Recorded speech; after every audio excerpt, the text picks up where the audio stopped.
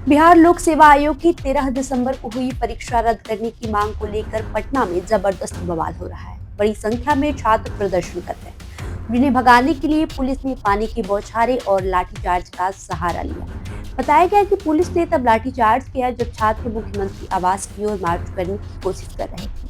इससे पहले छात्र पटना के गांधी मैदान में एकत्रित हुए थे, जहां जनसुराज के संस्थापक प्रशांत किशोर भी छात्रों से मिलने पहुंचे थे।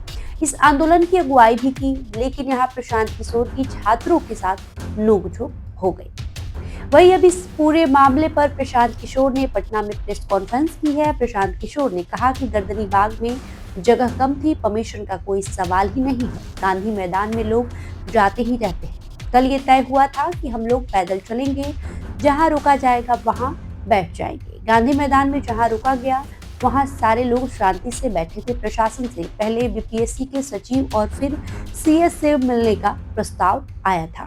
प्रशासन को सूचित किया गया था कि छात्र, चूंकि गर्दनी बाग धरना स्थल पर जगह कम है, सब छात्र एक साथ बैठकर बात करना चाहते, इसके लिए गांधी मैदान में गांधी मूर्ति के पास सारे छात्र एक साथ बैठेंगे।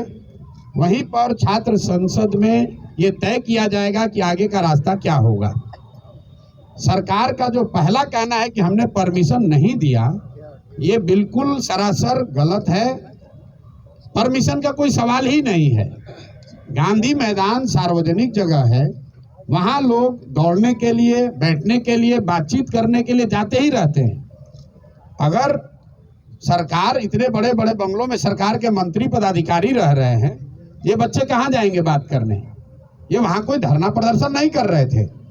आपस में बैठकर बातचीत करने के लिए चूंकि संख्या बड़ी थी, तो ये तय किया गया कि गांधी मैदान में गांधी मूर्ति के नीचे बैठकर सब लोग बात करेंगे।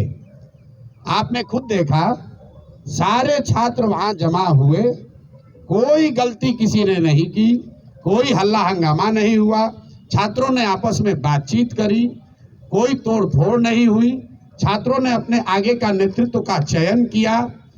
फिर वहां से हम लोगों ने तय किया कि सरकार को अपनी मांगों को देने के लिए हम लोग जाकर उनको ये ज्ञापन देंगे।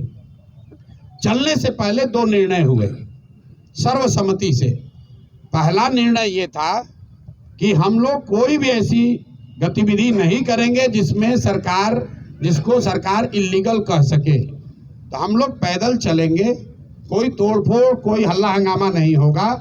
सरकार जहां भी हम लोग को रोकेगी, हम लोग वहीं पर बैठ जाएंगे। हम लोग गांधी मैदान से निकले हैं। 10,000 से ज़्यादा छात्र वहां से मेरे साथ और बाकी अन्य साथियों के साथ निकले। जब हम लोग जेपी गोलंबर के आसपास पहुंचे हैं, जो मौर्या और बिस्कुमान के पास, वहां पर पुलिस प्रशासन ने हम लोग को रोका। सारे छात्र वहां शांति से बैठे हुए थे। ये मीडिया ने भी दिखाया, आप सब लोग वहां थे। उस दौरान हम लोगों ने वहां के प्रशासन से बातचीत शुरू की इस स्थिति को डिफ्यूज करने के लिए। पहला प्रस्ताव प्रशासन की ओर से ये आया कि आप छात्रों के डेलीगेशन से सरकार की ओर से बीपीएससी के सेक्रेटरी मिलने को तैयार है, जिसको वहां पर बैठे छात्रों ने सबने खारिज कर दिया। फिर आधे घंटे, करीब 15-20 मिनट के बाद यहाँ के मुख्य सचिव अमृतलाल मीना जी से बात होने के बाद उन्होंने कहा कि वो छात्रों के डेलीगेशन से मिलने के लिए तैयार हैं। इस बात की हम लोगों ने वहां घोषणा की। वहां से दो बातें हुई।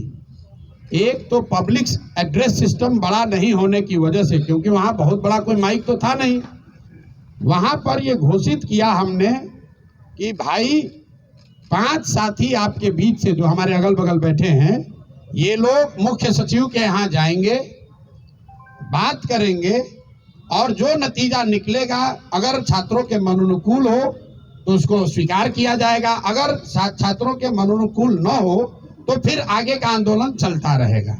उन्होंने कहा कि प्रशांत किशोर के हटने के बाद पुलिस का लाठीचार्ज हुआ है। जिन्होंने लाठीचार्ज किया उनको छोड़ा नहीं जाएगा।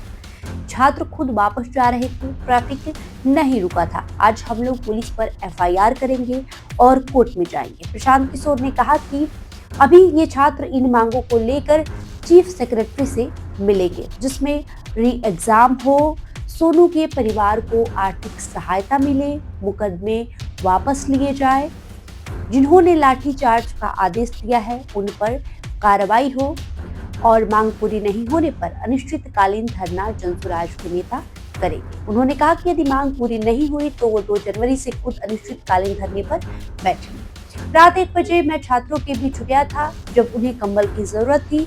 कांग्रेस के 2 टुकपुंजिये भी वहां बैठे हुए थे। उन्होंने बहस की थी। इस दौरान कुछ असामाजिक तत्व भी आ जाते हैं। इसके साथ ही प्रशांत किशोर ने कहा कि छात्र गाली भी दे तो कोई बात नहीं है। छात्र बताते हैं कि आधे पद पहले ही बेच दिए गए थे, इसलिए री एग्जाम के लिए सरकार तैयार नहीं हो रही। पहले दिन से इस आंदोलन में जुड़े रहे। आंदोलन में लोग आएंगे जाएंगे, कोई नेता आएगा, कभी कोई प्रशांत किशोर आएंगे, कभी कोई कोचिंग का मुखिया आएगा, लेकिन ये छात्र है जिन्होंने अपना जीवन इस पर दांव पर लगाया है। इनका नेतृत्व कल छात्र संसद में तय किया गया है। छात्र संसद का एक बड़ा उद्देश्य ये था कि इसका नेतृत्व क्लियर हो कि कौन लोग हैं जो इसको लीड करेंगे, क्योंकि हर पार्टी का अपना छात्र विंग है। हर नेता चाह रहा है भैया छात्रों की राजनीति हो रही, चलिए हम इसके बड़े नेता बन जाएं। इसलिए कल ये तय कराया गया कि अब इसका नेतृत्व प्रशांत किशोर नहीं करेंगे, कोई नेता नहीं करेगा, ये नेता करेंगे और इनके सपोर्ट में हम लोग खड़े हैं। इन बच्चों पर एफआईआर हुआ है, मेरे साथ साथ इन बच्चों पर भी एफआईआर हुआ है। तो जितनी मुस्तैदी से मैं अपना केस लड़ूंगा उतनी मुस्तैदी से इनका केस भी जनसुराज और प्रशांत किशोर लड़ेंगे। इन बच्चों को लाठी पड़ी है। कोई कह रहा है कि भैया ये प्रशांत किशोर भाग गए। प्रशांत किशोर नहीं भागे हैं। जितने देर तक मैं वहां खड़ा था, प्रशासन का मजाल नहीं है कि किसी बच्चे को एक लाठी भी मार दे।